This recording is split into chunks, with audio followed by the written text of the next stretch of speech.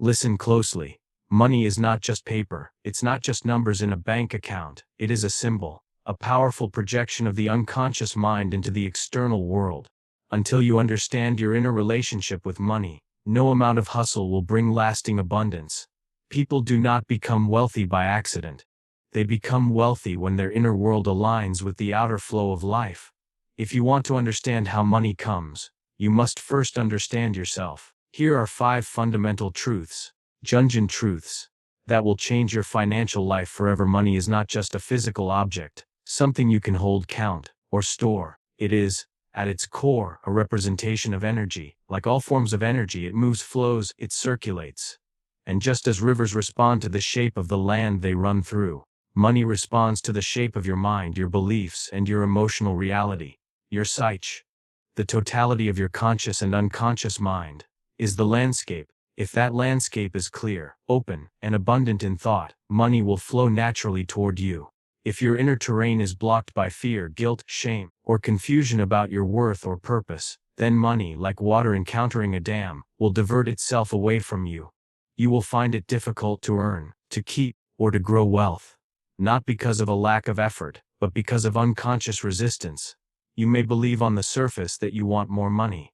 But the deeper question isn't, what do you truly feel about money? What does money represent to you in the deepest corners of your being?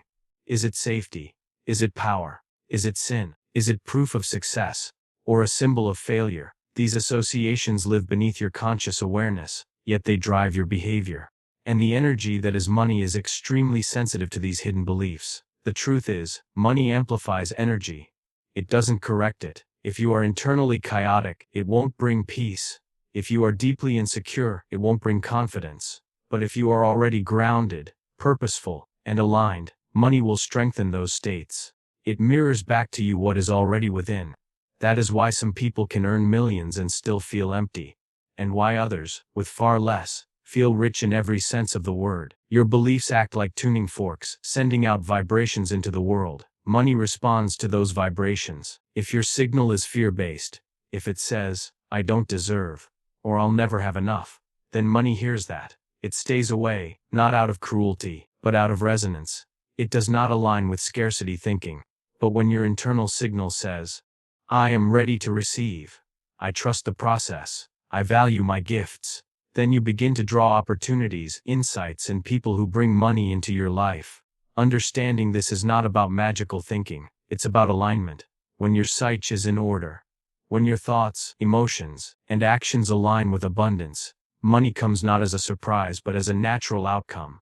Like breath, like sunlight, like anything that flows in harmony with life. So stop chasing money. Start examining what it is inside you that is either repelling or inviting it. Ask yourself honestly, what energy am I sending out? What stories am I telling about wealth? Do I see money as a blessing or a burden? Until you answer these questions, money will remain a mystery. But once you understand that it reflects the very shape of your inner world, you gain the power to reshape both. When you change your energy, money will come. Because it has always been responding to you. Whether you knew it or not, there is a part of that you do not see. A hidden force operating beneath your awareness. Carl Jung called it the shadowing, the repressed, denied, or ignored aspects of the self that we exile into the unconscious because they conflict with the image we have of who we think we should be. And in this darkness, within this unexamined terrain, lie the very patterns that block your abundance. You may consciously desire success, wealth, and freedom. You may even work hard for them. But if deep in your unconscious you associate money with guilt, shame, or danger, then you are unknowingly at war with yourself. The shadow may believe that having money makes you selfish, or that you'll be rejected if you become too successful, or that wealth is corrupt, and only those who manipulate others ever become rich.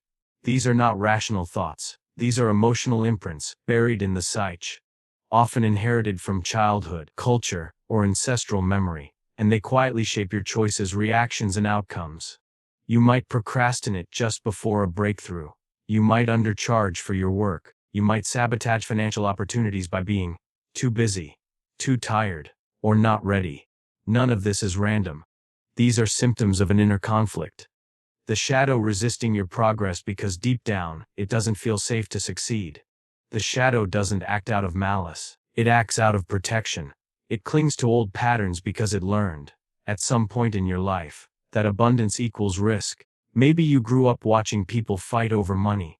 Maybe you learned that it was noble to suffer, or spiritual to stay small. Maybe success in your world came with pressure, responsibility, or betrayal. The shadow holds these memories, and until you bring them into consciousness, they will dictate your financial destiny. This is why affirmations alone do not work. You cannot layer positive thinking over unresolved pain and expect transformation. You must face the shadow. You must ask, what part of me is afraid to have more? What belief is keeping me stuck? What version of me benefits from staying poor, invisible, or dependent? These are not comfortable questions, but they are liberating ones. The journey to abundance is not only outward, it is deeply inward. You must reclaim the parts of yourself that were once rejected. The ambitious you, the confident you, the visionary you. These aspects may be buried beneath shame or judgment, but they are not gone. They are waiting for integration.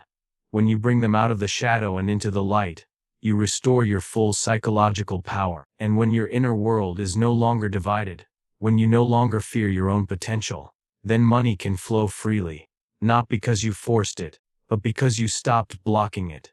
The universe responds to coherence, to alignment, and when you stop hiding your light, you begin to attract what you've always deserved. Your shadow is not your enemy, it is your key. It is the gatekeeper of your transformation. When you have the courage to meet it, not with fear, but with compassion and understanding, the resistance dissolves, and in its place, abundance arises, naturally, effortlessly, and sustainably. There is an ancient force within you. A deep, primal blueprint woven into the fabric of your being. Carl Jung called it the archetype of the Creator. It is not a fantasy or an ideal. It is a living energy that longs to emerge through your hands, your voice, your choices, and your vision. It is the part of you that is not here merely to survive, but to build, to express, to shape the world with your unique inner fire. This creator within does not wait for permission. It does not ask the world, "Am I good enough?" It simply creates, because that is its nature. And until you awaken this force, you will remain dependent on the systems around you. You will chase money instead of generating it. You will look outward for security instead of realizing that the deepest wealth flows from the inside out. The Creator does not chase abundance. The Creator produces value. It solves problems. It brings order out of chaos.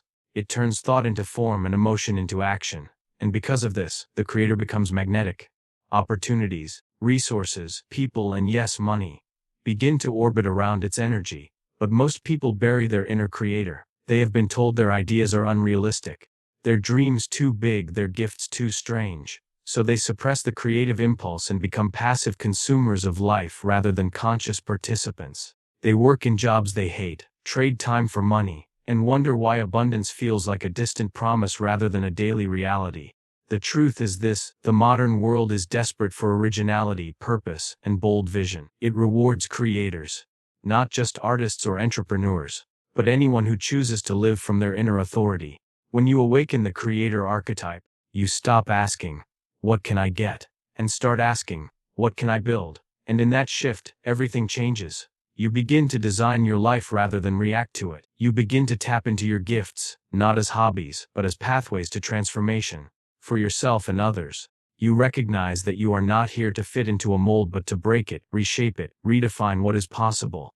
And the moment you step into this role, fully, unapologetically, the universe responds in kind. Money follows vision, influence follows creation, impact follows purpose. But it all begins with awakening the part of you that remembers, I am not just a worker.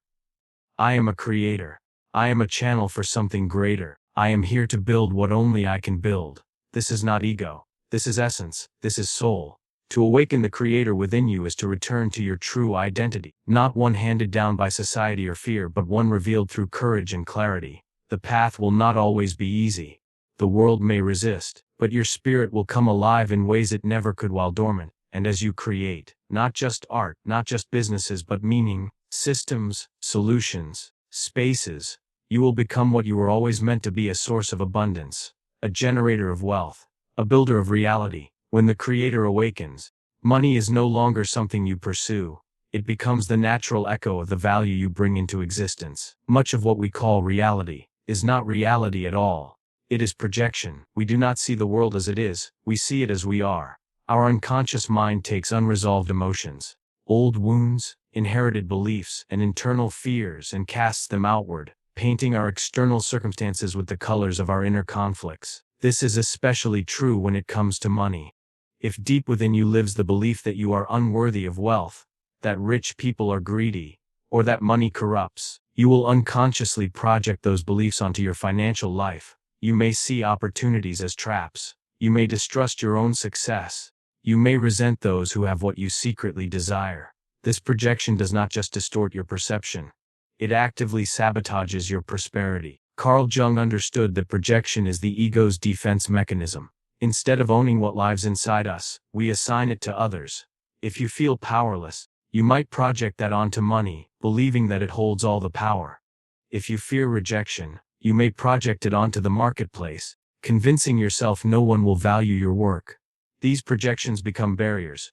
They blind you to possibilities, limit your courage, and lock you in patterns of self-sabotage. Prosperity cannot grow in a mind consumed by projection, because projection creates separation. It externalizes the problem and disconnects you from your own agency. You say things like, "If only the economy were better. If I had a better background. People like me don't succeed." These are not facts. These are projections, and while they feel real, they are not the truth of your potential. To reclaim your prosperity, you must withdraw your projections. You must take radical responsibility for the inner narratives that are shaping your outer results. This is not about blame. It's about power. When you see clearly what you've been projecting, you can begin to rewrite it. You can transform "money is evil" into "money is a tool." You can change "I am undeserving" into "I am capable." You can turn resentment into curiosity, envy into inspiration, and fear into action. This is the work of inner integration, and it is not easy, because to stop projecting is to confront the raw truth of your inner world. It is to meet your wounds face to face. But in doing so, you reclaim your sight. You begin to see the world not through the filter of trauma or programming, but through the eyes of your higher self. Money, in this light, becomes a mirror. It shows you where you are free and where you are blocked. If you have little, what belief is keeping it away? If you have much but live in fear of losing it, what part of your psyche is still holding on to scarcity? Every financial struggle contains within it a reflection of your unhealed places, so the path to prosperity is not outside you, it begins within. The moment you stop blaming the world and start examining your inner landscape, is the moment you gain access to real power. You are not a victim of the financial system. You are not trapped by your past. You are projecting, and you can stop. When you retrieve those projections, when you own your stories and heal the roots beneath them, you make room for new possibilities. You stop fighting with money and start aligning with it. You stop chasing wealth as compensation and begin receiving it as confirmation of your growth, your truth, your integration. Because when the unconscious becomes conscious and your projections dissolve, you are no longer at war with your abundance. You are at peace with it. And in that peace, prosperity naturally begins to appear, not as something forced, but as something long overdue. You may have been taught to focus on numbers, your bank balance, your income, your material assets. But these are merely surface reflections, echoes of something far more foundational. True wealth does not begin outside of you. It begins within. Until you cultivate inner wealth, no amount of money will ever be enough, and no success will ever feel secure. Inner wealth is made up of the qualities that cannot be stolen, taxed, or lost in a market crash. It is composed of clarity, discipline, vision, confidence, patience, and emotional resilience. These are the invisible assets that create the visible results. When you lack these, you will constantly chase outer validation to fill the void. But when you possess them, you begin to create prosperity from the inside out. Consider this: two people can receive the same amount of money. Yet one will grow it, nurture it, use it purposefully, while the other will lose it, squander it, or live in constant fear of its disappearance. Why? Because the difference lies not in the money itself, but in the mindset, the self-worth, and the inner architecture of the individual. Outer wealth is a reflection, not a source. When your inner world is fragmented, when your beliefs are rooted in scarcity, when your emotions are driven by fear, when your thoughts are dominated by self-doubt, then money becomes unstable in your life. It slips through your fingers, or arrives only in stressful, unsustainable ways. You may earn, but you won't feel rich. You may spend, but not feel free. Because the foundation is weak. But build that foundation, and your relationship with money transforms. When you believe deeply in your worth, you no longer undercharge or undervalue your time. When you cultivate vision, you begin to make long-term decisions rather than desperate ones.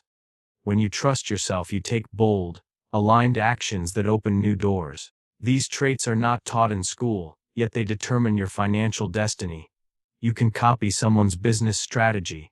You can mimic their investment portfolio. But if you do not possess the inner character that sustains success, it will not last. This is why so many people win the lottery and lose it all. Why some rise quickly and fall even faster. Because the external gain outpaced the internal development. Inner wealth also changes how you experience money. You no longer view it as a savior or a curse. It becomes a tool, a resource, a symbol of energy exchange. You are no longer emotionally dependent on it to define your value. You become free.